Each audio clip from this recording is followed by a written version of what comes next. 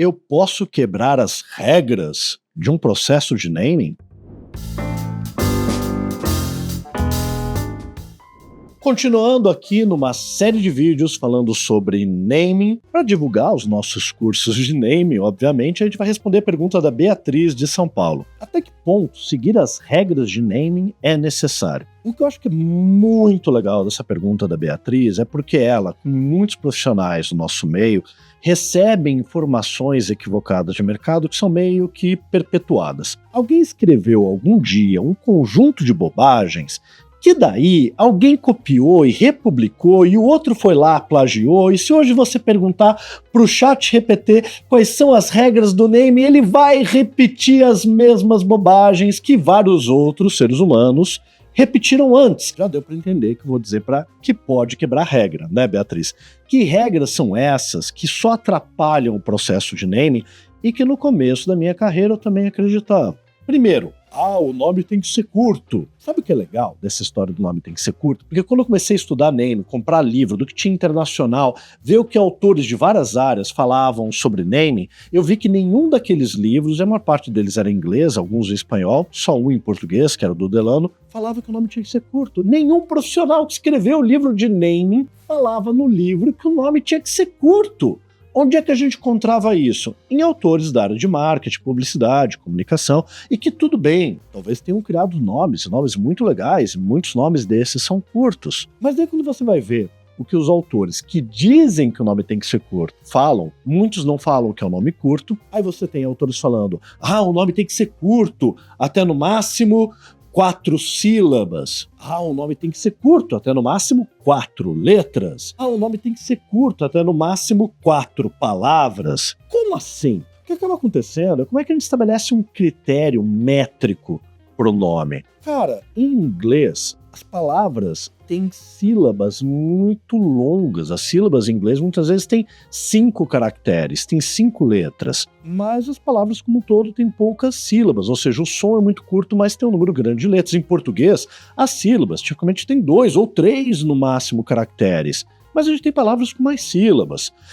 E o autor que fala que é no máximo 4 palavras é porque ele está olhando para nome de produto, tipo Colgate Total 12 Whitening. Já são 4. Ele está olhando para esse tipo de situação, não simplesmente para a marca corporativa Colgate. O que acaba acontecendo é que em muitos projetos um nome curto pode ser mais adequado. Ele pode dar uma sonoridade mais jovem.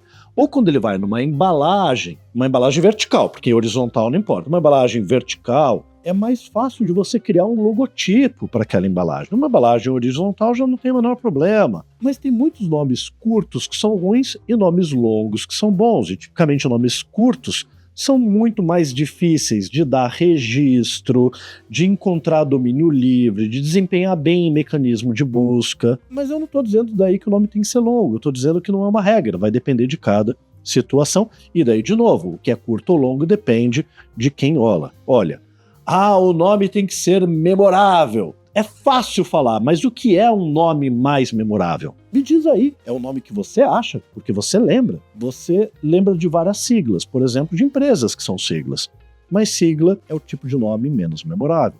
Tipicamente o nome mais memorável vão ser aqueles no seu próprio idioma e que sejam nomes de substantivo. Então, terra, azul, globo, tudo bem, são grandes marcas, mas estou dando aqui como exemplo. Mas no momento que você vai para o mecanismo de busca, se o nome daquela empresa não é uma dessas grandes conhecidas, você não vai aparecer. Se você procurar azul, claro que você vai encontrar linhas aéreas, porque o Google entendeu que muita gente que digita azul não está perguntando sobre a cor azul, uma tinta azul, está perguntando sobre azul linhas aéreas. Mas se não existisse um azul linhas aéreas, se o nome da sua empresa fosse azul, dificilmente você ia aparecer em mecanismo de busca. Então percebe como tem outros critérios aqui? Às vezes o memorável é aquilo que é diferente dos concorrentes. Às vezes é aquilo que está mais próximo do dia a dia do consumidor. Às vezes são nomes que vão para algo mais fácil de falar, juntam consoante com vogal. Então tem muitos critérios que vão desempenhar dessa forma. Outra grande bobagem, essa daí é uma bobagem grave, que tipicamente está nesses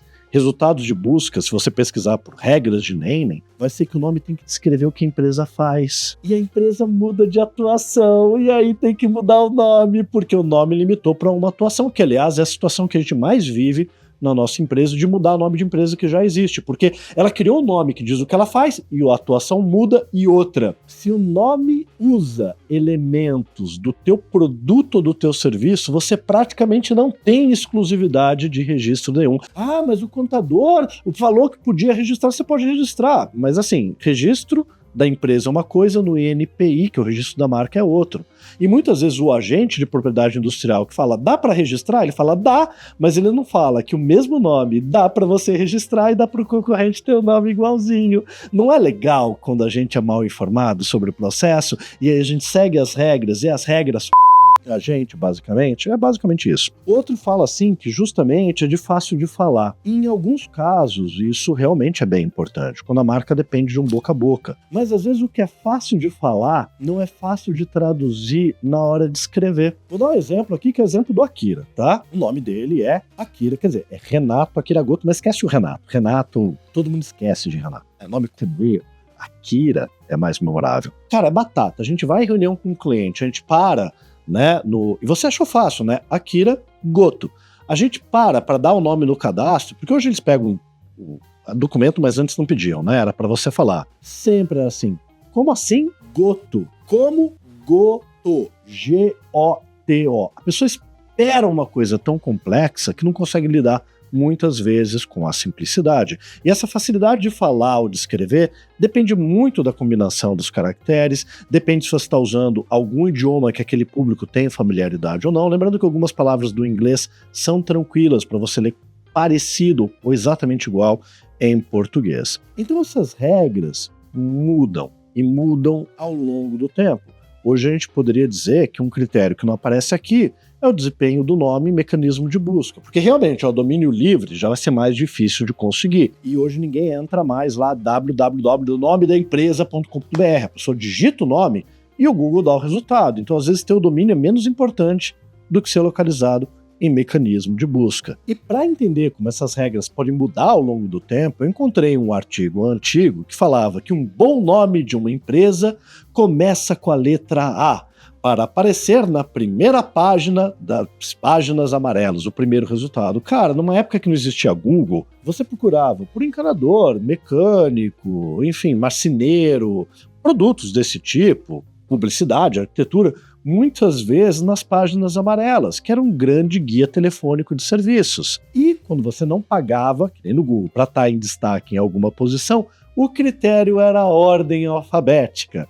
Então você não tinha lá o mecânico Adalberto, você tinha o Adalberto mecânico para aparecer no topo.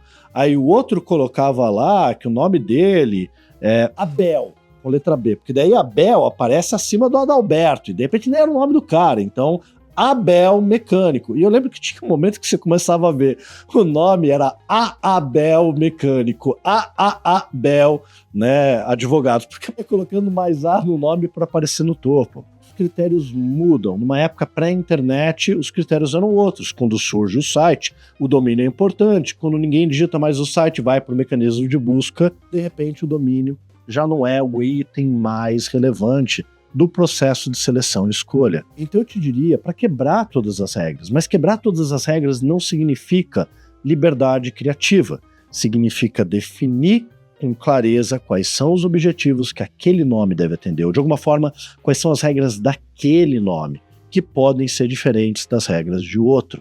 Um nome que é fácil de pronunciar pode ser difícil de escrever, um nome que é difícil de ler pode ser difícil depois de ler em voz alta. Então, o que vai fazer sentido para cada projeto ou não é a realidade daquele projeto, e não uma regra absoluta que a gente possa usar como suporte para qualificar todos os projetos que a gente faz. Senão, todos os nomes sairiam mais ou menos do mesmo jeito. E aí, quando todos são iguais, nenhum é diferente o suficiente para se destacar.